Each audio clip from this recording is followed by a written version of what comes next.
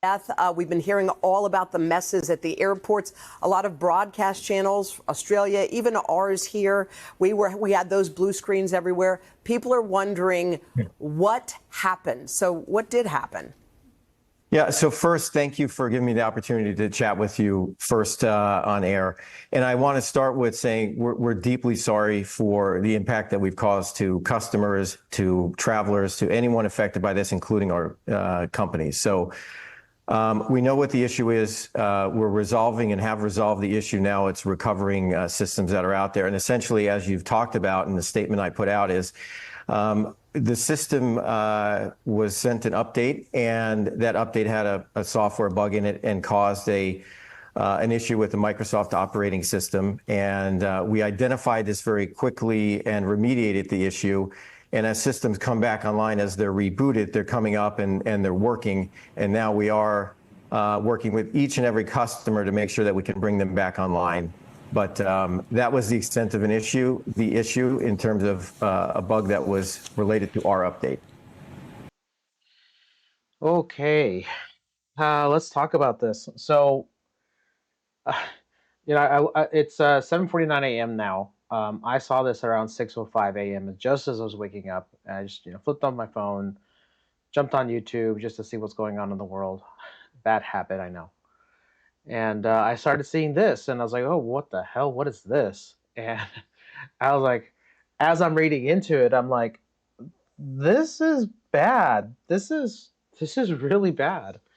So the first thing I do is I take a look at what's going out on the the discussion boards that our IT professionals are used to, and I knew CrowdStrike had a Reddit subreddit, and of course there's like, hey, 10 hours ago, is anyone else being affected currently by a BSOD outage? I'm not really sure if it's affected, and sure enough, 10:20 p.m. Pacific, right as the West Coast is going to bed or has gone to bed, people are getting, or CrowdStrike, I believe, is reporting issues, and then around an hour later, they say, okay, here's how to work around it and how to get things going. You boot into Windows, you navigate to a folder, you look for a file, and you delete it, and then the host will boot normally, right? Just 4 steps. Just 4 steps. And I don't really think anybody realizes how much of a pain in the ass this is going to be. Some of the comments. Junior dev, I fucked up so bad, I'm so fired. Senior dev, kid, I have 3 production outages named after me. CrowdStrike, hold my beer. Yeah, this is one of those like hold my beer moments, because let's go really mess up a big part of the world. I can't. Let's do this. Let's take a look at CrowdStrike stock. CrowdStrike stock. Yeah, it's a large company. Its revenue is $2.2 billion. This is not anything to sneeze at, and in fact, that stock price has gone down quite a bit. So, I'm gonna make a prediction here. I don't see CrowdStrike having as much value coming into the future.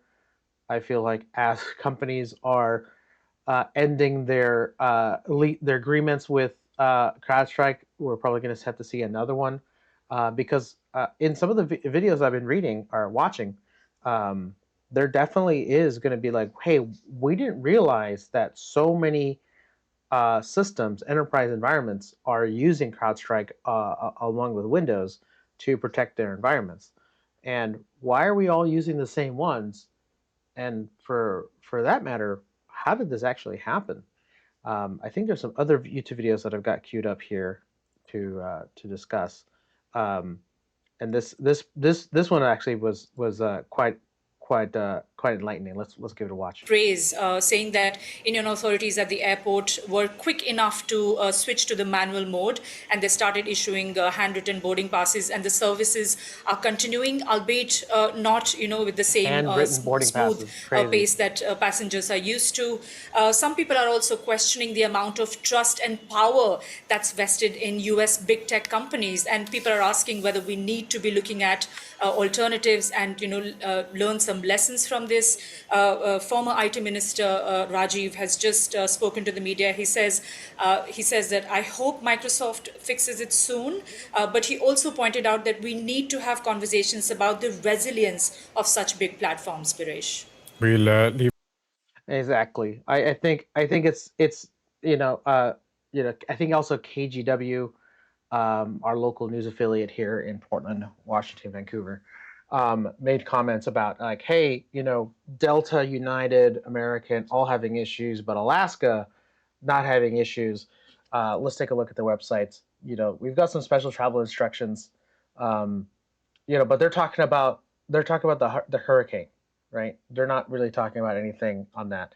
United, they didn't post anything, even though I know they're definitely affected. Delta has, as a notice here, Delta has resumed some departures for an earlier vendor technology issue. That's fantastic.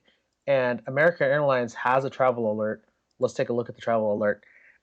It literally like lists it like CrowdStrike outage, like if it was like a hurricane, like a named event, right? And um, it's not for me to report on the news that's already out there. You can go find it. Like the impact of this is quite large. I think the information that I can provide that would be very helpful is just some just some perspective on like what are we dealing with, what is really this impactful, what's really going on. Let's go back to the mitigation steps. The reality is, if you have an office building full of computers and they're just desktops and laptops, even remote workers are going to be affected by this.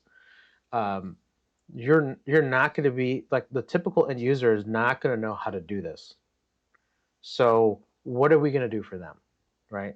Earlier last year, we talked about people globally. We're talking about the solar flare impact, that this large solar flare which caused a lot of the aurora borealis to come down as far south as Portland and as far south as I believe Atlanta or whatever, and that was going to have a huge impact on power grids and things like that, and things are going to be cause mayhem.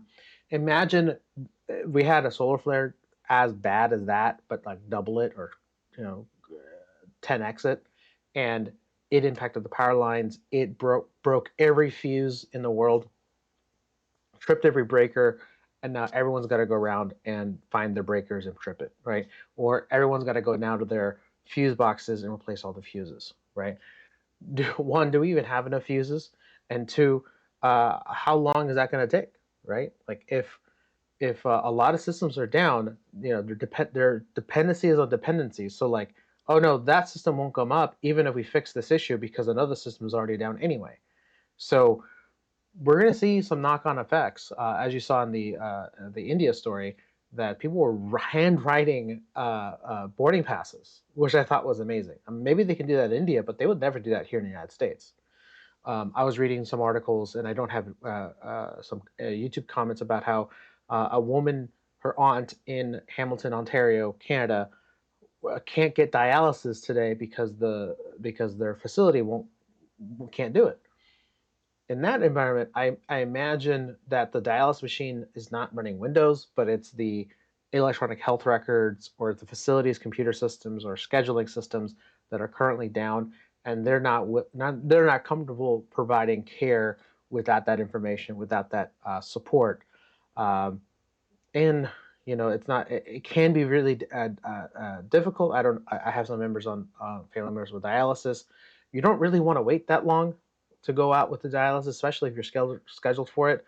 Um, and I hope that if you have that an acute issue, that you be able to go to the hospital. But even then, like if you have an MRI machine and that is connected to a Windows computer with CrowdStrike, that's going to be down until some hospital IT professional goes and recovers that. I imagine patient care systems are going to be high priority to recover and bring those back online. But then the simple matter of is like it's just a numbers game. If you have a one IT guy for 1,000 computers, like that's gonna take time. Like you're gonna run out of time before Monday comes around. Or the guy just like runs out of energy and just needs to sleep.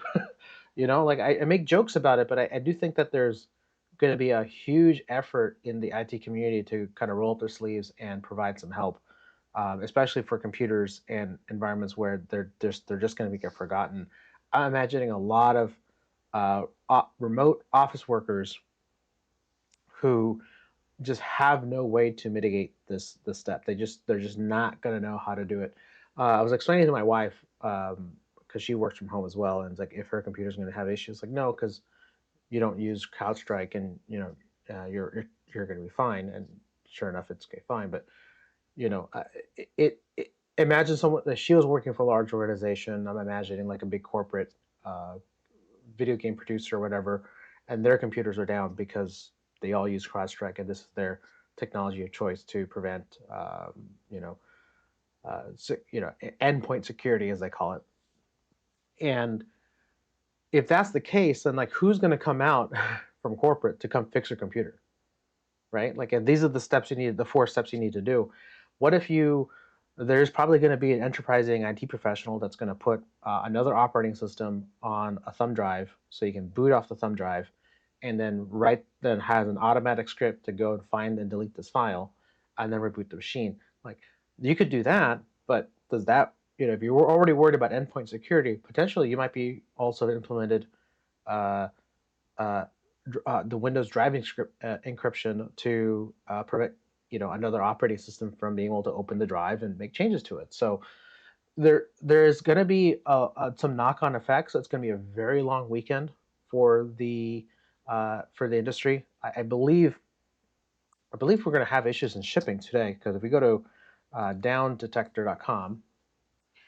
Yeah, okay, so the banks are having issues, Visa's having issues, GoToMeeting's having issues, Bank of America's having issues. Teams had an issue, now it's back. I'm surprised Google's having issues because they're typically not supposed to be having issues. They're running Linux. Delta's had issues. Southwest has had issues. Square's having issues. We're talking UPS is having issues. There's a lot of platforms that are having issues. Wolters Kluwer, they provide data for the pharmacy space. They're kind of like a data brokerage, or at least one of my clients used them in the past for that sort of thing. That's having issues. Yeah, this is pretty damn big. I'm hoping and I'm hearing that airlines and airports and other hospital systems are coming back online. It's going to be this long lingering thing where, okay, we've got the high priority things back, because thankfully it's not like CrowdStrike pushed out an update that then deleted the drive, because that'd be even worse. But thankfully, it's just one of those things where it's a bad update, and here's how to mitigate it. A couple last comments on this as to like how and why something like this would happen. We heard the comments from the CEO. I'm reading into it. I know he's been coached by PR firm on how to communicate to the media. But I think we're gonna be able to figure out more, because I think information is going to leak out from CrowdStrike, from the people internally there, or the people that are very familiar with their software and how it works. I think they screwed up by not doing the easiest thing that most software developers, software companies know to do, which is when you have an update, roll it out to a small number of customers, or test environment even. But if you can't test it, do roll it out to a small number of customers and see if you have any issues. Like imagine you had 1 million computers that are running your software. Maybe only 1,000 is enough to see if the issue is widespread, right? So you roll it out an update. You only allow 1,000 people a day to get it.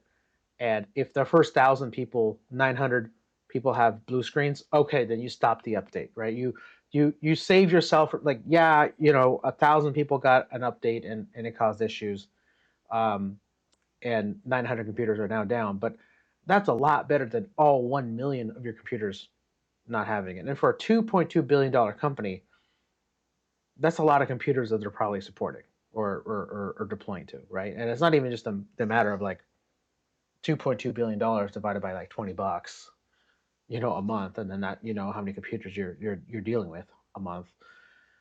It's much larger than that, because the organizations will deploy the software to their entire fleet, right?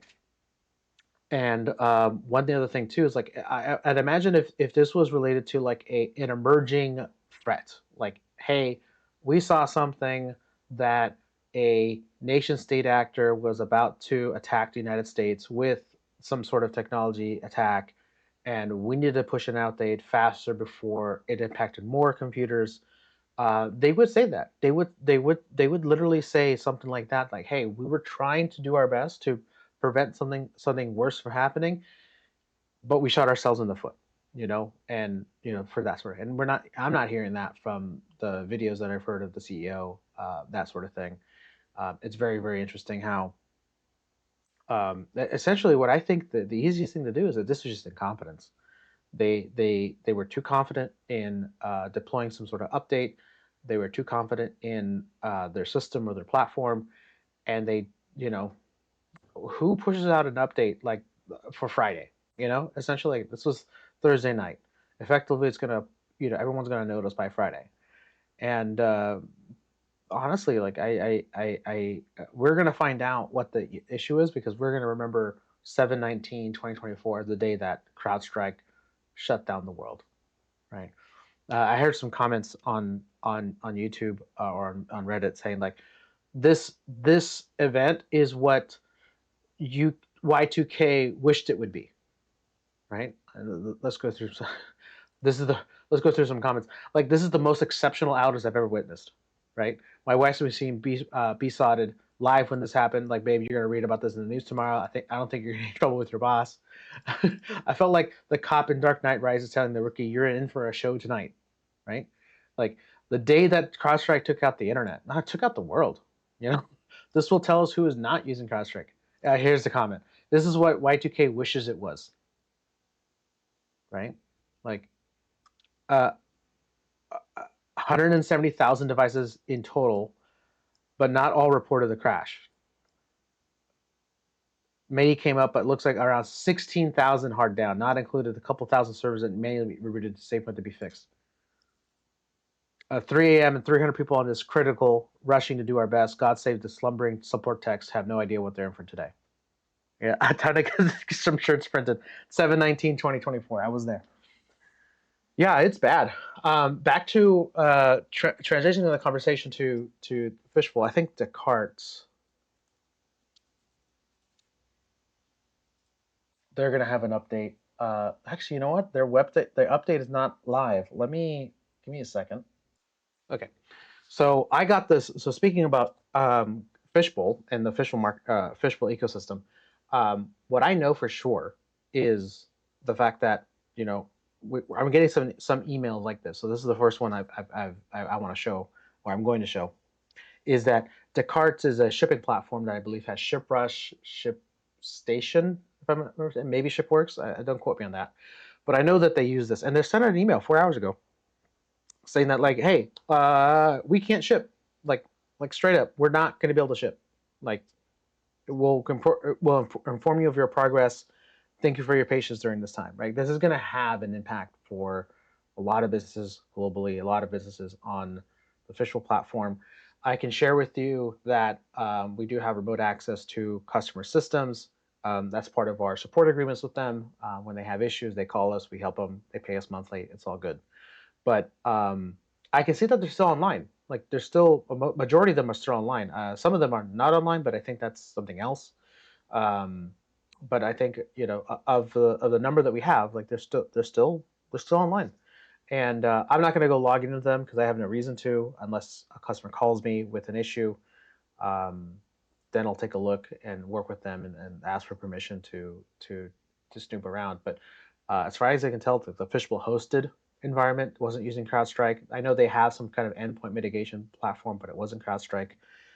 But the last thing I'll end with is like this is an impactful issue, but you had to have been using Windows, which a majority of business and companies are using Windows, and you had to have been using CrowdStrike, which is like a very large endpoint technology platform. I mean, their market cap is like or revenue is like 2.2 billion. So of course, like they're going to have a huge impact. but there are a number of companies that are not using CrowdStrike. There are a lot of infrastructure that's not using Windows. Macs are not affected. Linux machines are not affected. But this is going to be on par with, I've been using technology. I've been working in technology since 2004. This will be greater than the Code Red environment. This will be bigger than NIMDA, the SQL worm. That's when I was working in that environment. When the SQL worm kind of big. Actually, I think that was 2003. So maybe I was working a little longer. But anyway, point being, this is a huge impact. And I think with the overall impact that we're looking at, and the recovery steps, it's going to be a long weekend. It's not going to be fun. I hope a lot of technology professionals can address it by Monday. Otherwise, we're going to be in for another terrible Monday. I think the airlines are going to be fine. I think hospital systems are going to be fine. It's going to be all this low-level remote work kind of environment where nobody knows really how to help them, because you were never supposed to end up in this environment, like in this kind of situation. So they've I'm imagining a scene out of Star Wars where they hit a exhaust vent with a rocket and or plasma cannon, and they hit a bullseye into the environment, and that this was a bullseye in the environment into like what would take down a majority of computer systems around the world and make it difficult to recover. Ultimately, I don't think it was malice. I think it's just typical IT, systems interdependence, and we'll see how this shakes out. My heart goes out to anybody involved at the airports, in hospitals waiting for care. Pretty sure someone's gonna not survive this.